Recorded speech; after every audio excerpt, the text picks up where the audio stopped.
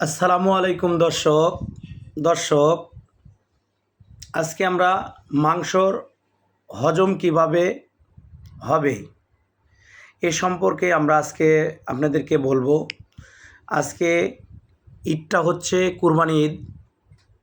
কুরবানির মাংস প্রত্যেকে আমরা প্রচুর পরিমাণে খাওয়ার চেষ্টা করি এবং 8 দিন 10 দিন পর্যন্ত মাংস খাই। এই মাংসর হজম প্রক্রিয়াটা কিভাবে করে সে সম্পর্কে আজকে আপনাদেরকে জানাবো। প্রশ্নটা ছিল মাংস হজম কিভাবে হবে। দর্শক, সহজ কিছু অভ্যাস রাখুন, হজম শক্তি ভালো হবে। টিপস নাম্বার 1, একবারের বেশি বা অল্প অল্প পরিমাণে মাংস খাবেন, অতিরিক্ত মাংস খাবেন না, কারণ অতিরিক্ত মাংস খেলে হজম সমস্যা হতে পারে। টিপস নাম্বার 2, খাদ্য তালিকা মাংসর সাথে অবশ্যই সালাদ শাকসবজি রাখুন, যেমন টমেটো, গাজর, সবুজ শাকসবজি মাংসর সাথে রাখুন, যাতে আপনার হজমটা ভালো হতে সাহায্য করে। টিপস নাম্বার 3, প্রচুর পরিমাণে পানি পান করবেন, কারণ অনেক বেশি মাংস যখন পান করবেন বা খাবেন, পানিটা পান না করলে দেখা যাবে যে আপনার হজমের সমস্যা দাঁড়ায় গেছে। মাংস হজম করতে অবশ্যই প্রচুর পানির প্রয়োজন হয়।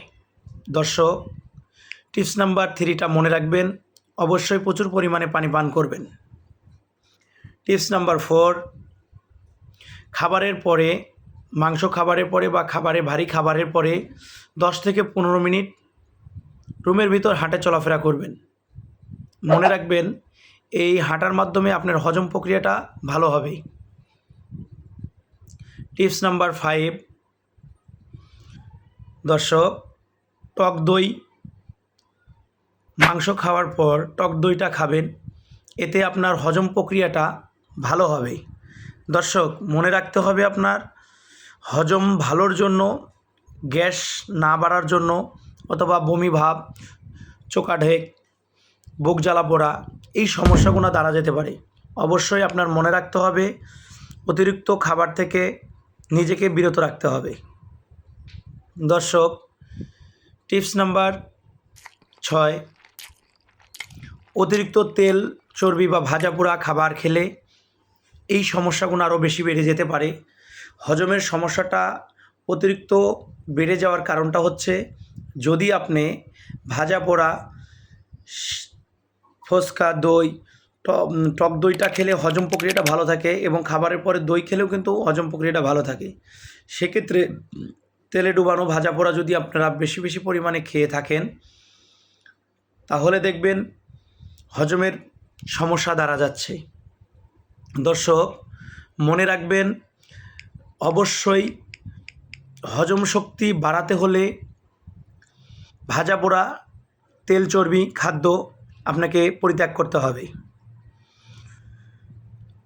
দর্শক, যদি অতিরিক্ত পেট ব্যথা, বমি ভাব, বুক জ্বালা পোড়া, ডায়রিয়া হয়, তাহলে অবশ্যই আপনি চিকিৎসকের পরামর্শ নেবেন।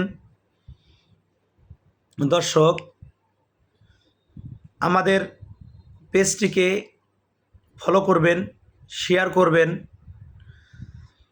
সুস্থ থাকুন, সুস্থতা মেনে চলুন, হজম শক্তিও ভালো রাখুন। আল্লাহ হাফেজ।